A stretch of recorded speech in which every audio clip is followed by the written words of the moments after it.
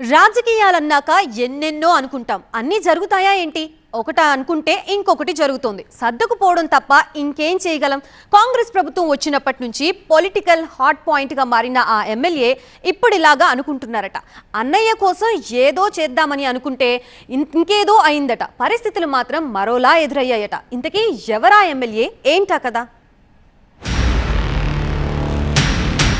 అనిరుదాసులు ఆవిరి, అన్నయ్య పోటీకి రిజర్వేషన్ అడ్డంకి, ఎమ్మెల్యేకు షాక్ ఇచ్చిన సర్కార్, సోదరుడి ఫ్యూచర్ పై పరేషాన్.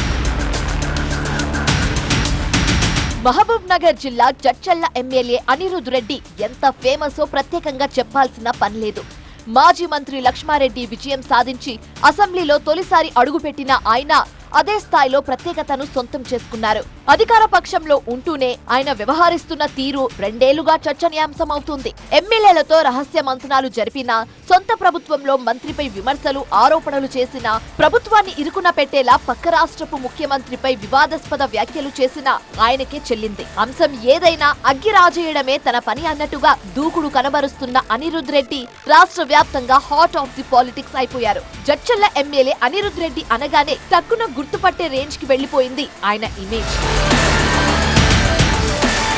ఇక అనిరుద్ రెడ్డి ఎంత ఫేమసో ఆయన సోదరుడు దుష్యంత్ రెడ్డి కూడా జడ్చర్లలో అంతే ఫేమస్ అనే టాక్ ఉంది.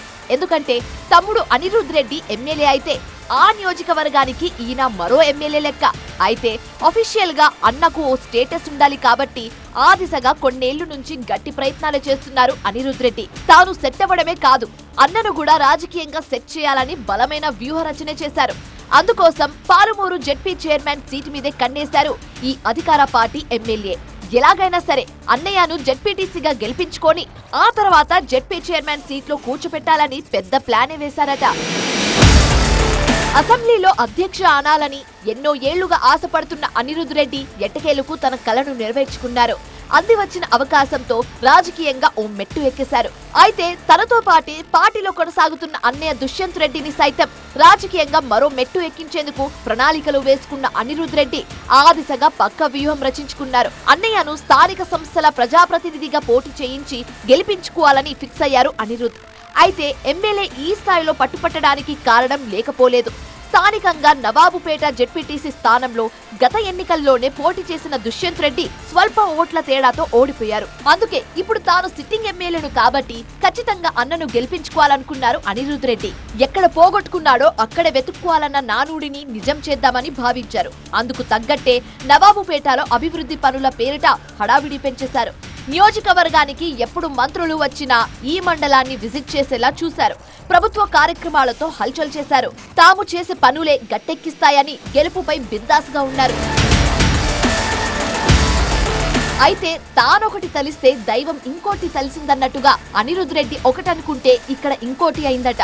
గత ఎన్నికల్లో దుష్యంత్ రెడ్డి పోటీ చేసిన నవాబుపేట జెడ్పీటీసీ స్థానం ఇప్పుడు ఎస్సీ మహిళకు రిజర్వ్ అయింది. ప్రభుత్వం ప్రకటించిన రిజర్వేషన్ లో ఈ స్థానం కాస్త ఎస్సీ మహిళకు కేటాయించారు.